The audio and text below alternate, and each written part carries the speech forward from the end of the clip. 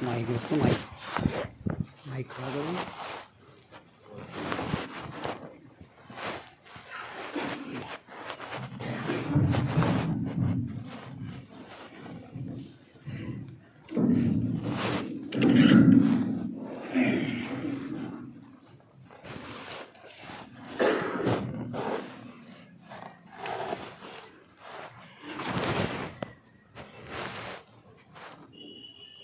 अस्सलामु अलैकुम वरहमतुल्लाहि वबरकातुहू। नहमदुहु व नुसल्ली अला रसूलिहिल करीम।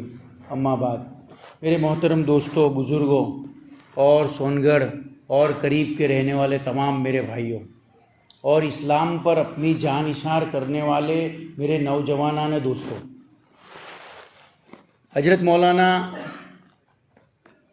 अरशद मीर साहब ने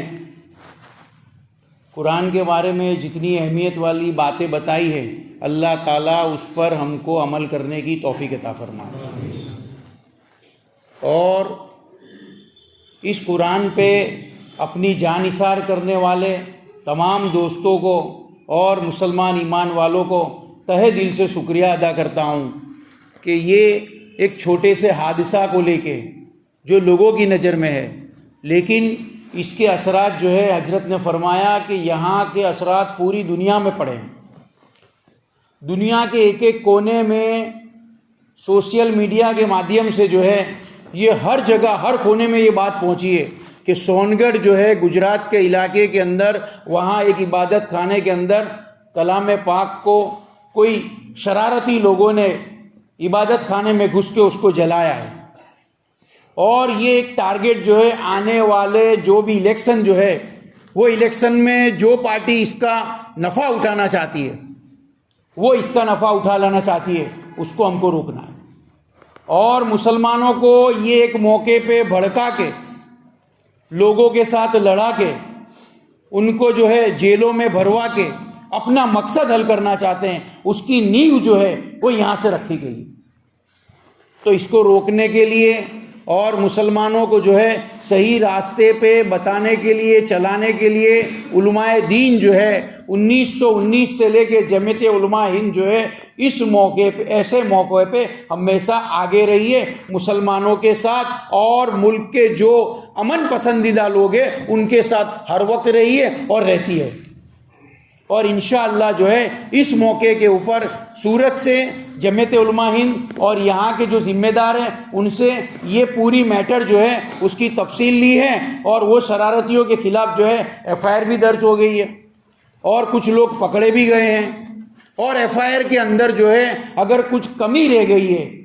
कुछ सेक्शन लगाने की, कुछ आईपीसी की कलम लगाने की कि भाई जो है ये कलम कम है, वो कलम कम है, तो वो कलम ज़्यादा लगे और जो लगती हुई सेक्शन जो है वो लगे, उसके लिए कुछ जिम्मेदारों से अभी मीटिंग होगी, बातचीत होगी। और उसके बाद में कल जो है यहाँ के एसपी, डीएसपी, कलेक्टर साहब जो है उसको आवेदन पत्र दिया जाएगा इंशाअल्लाह। ऐसी भी मीटिंग में मशवरे में बात होगी।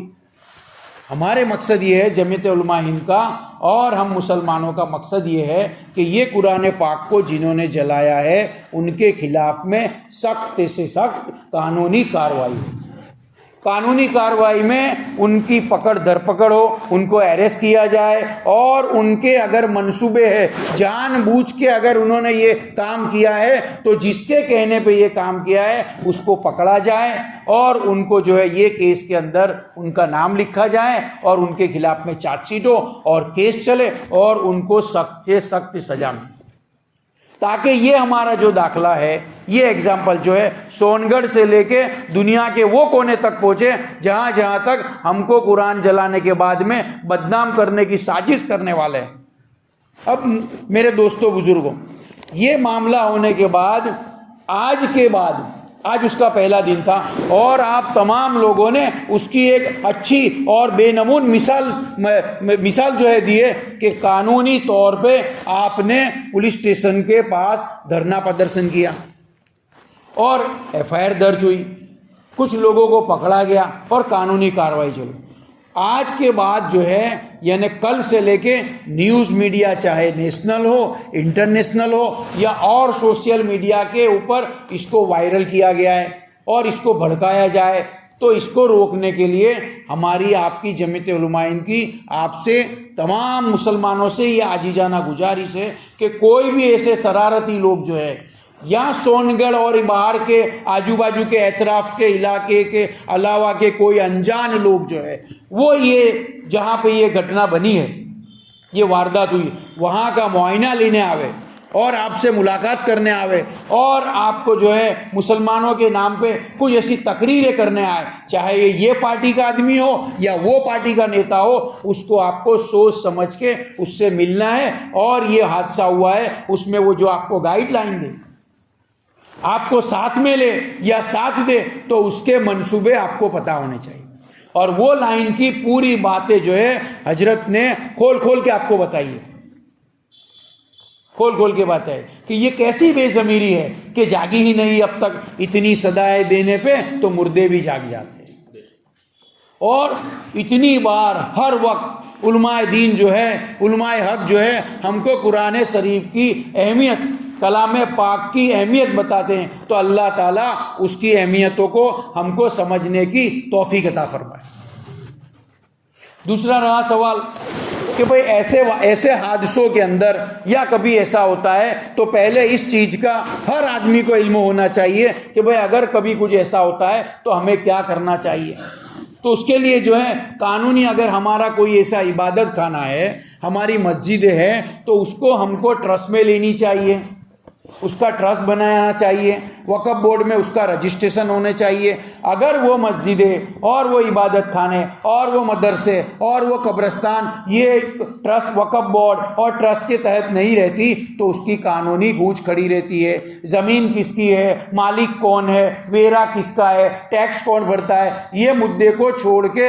ये मुद्दे पे आपको लाया जाता है और अहम जो बात है उसको हटाया जाता है। तो ये मुद्दे को भी हमको जो है क्लियर रखना है। जो यहाँ मुतवल्ली बैठे हैं, ट्रस्टी बैठे हैं, अगर कोई मस्जिद, मदरसा या वक़फ़ की जगह है तो उसको वक़फ़ में रजिस्ट्रेशन करना चाहिए।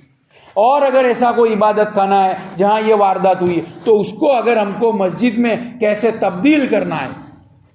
उसकी भी कानूनी रास्ते हैं। अगर ये इबादत खाने में कोई इमाम और बांगी 24 घंटे रहता होता तो ये हादसा नहीं होता।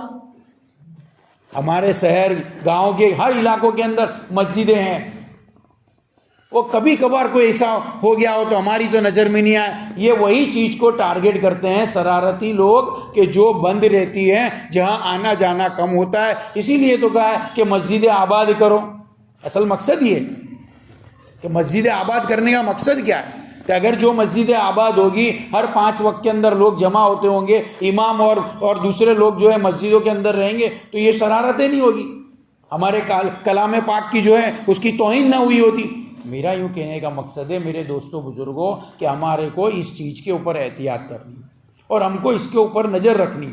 दूसरी बात यह है कि अगर कोई हादसा होता है तो आपके करीब के जो भी कोई पुलिस स्टेशन है आप उसको फ़ोन कर सकते हो, आप वहाँ जाके जो है आप FIR दे सकते हैं। अगर वो FIR नहीं लेता है तो आप अच्छे जो है आपके यहाँ पे कोई भी लॉयर हो, वकील हो, कानून के जानकार, आप उसके मातहत जो है वो उससे बड़े अधिकारी जो होते हैं, पुलिस अफसरान जो है उसके पास जा सकते हैं। आप वो अगर तो भी नहीं लेते हैं तो आप उसको रिटर्न में देते हैं कंप्लेंट। अगर कोई रिटर्न में भी नहीं लेते हैं तो कोर्ट का भी रास्ता है। हर आदमी को, हर इंसान को अपने हुकूक और अपने फ़र्ज जो है उसको जानना पड़ेगा। हर आदमी को, दुनिया इंसान को अल्लाह ताला ने ज़िंदगी जीने के लिए एक कानून के दायरे में बांधा है। इसी तरह उसको इस भारत में, इस हिंदुस्तान में रहने के लिए उसका आइन जो है, उसका कॉन्स्टिट्यूशन जो है, वो हर इंसान को एक एक मर्तबा देख लेना चाहिए, पढ़ लेना चाहिए कि हमारे हक क्या है, हमारी फ़र्ज क्या है, हमारे अधिकार क्या है। जब ऐसे मसले होते हैं तब इंसान कुछ मतलब में जागता है कि भाई हम क्या करें, कैसे पुलिस के पास जाएं, कैसे हम कर। तो अभी तो जो है सोशल मीडिया का ज़माना है, गूगल जो है वो अभी हमारा मास्टर टीचर बन गया है और व्हाट्सएप की दुनिया, यूनिवर्सिटी, तो 24 घंटे हम रहते हैं। तो ये चीज़ों की भी आदमी जो है तहकीकात करे, जानने वाले से उसको पूछ ले, और अगर कभी ऐसा कोई हादसा होता है तो उसके क्या क्या राइट्स है वो जाने। अगर ये मौके के ऊपर जो हमारे नुकसानात जो है उसको ऐसे कहा जाए कि ये नुकसानात में कोई अगर दंगा करवाएगा, भड़काएगा, एक दूसरे कौम को लड़ाएगा और जो है जेलों में मासूम लोग जाते हैं, जितने भी हादसे हुए हैं, मेरी 21 साल की वकालत के अंदर हमारे सूरत शहर के अंदर ऐसे कई दंगे हुए हैं, कई फसादात हुए जिसमें बेगुनाह नौजवान ही जेलों में गया है और रहा है। बदमाशी करने वाले, शरारत करने वाले, दंगा फसाद करने वाले जो हैं वो तो अपना काम करके निकल जाते हैं। और इसीलिए जो है जमीयत उलमा इनका पूरे हिंदुस्तान के अंदर, पूरी दुनिया के अंदर अमन, चैन, सुकून और जो है मोहब्बत का पैगाम देते हैं। तो यही सिलसिले के अंदर जो है आपको खास ताकीद करने के लिए कि भाई कोई भी ऐसा जो है, इसको गुजराती में कहते हैं कि कोई काकड़ी चारो नहीं करता, क्योंकि आज अभी के बाद जो है सुबह में जो है आप मीडिया जो है, प्रेस जो है वो खूब चलने वाला है। और ये इलेक्शनों के दिनों में वो लोगों को मसाला चाहिए है, वो मिल जाएगा। तो ये तहकीक रखें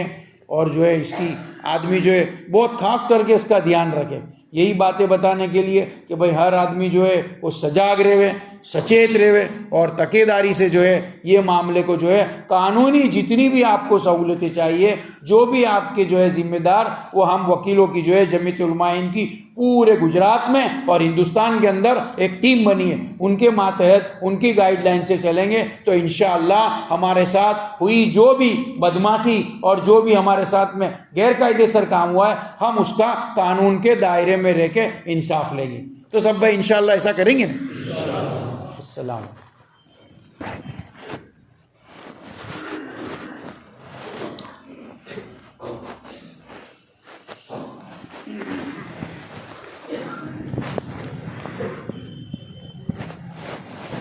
दुरूद शरीफ।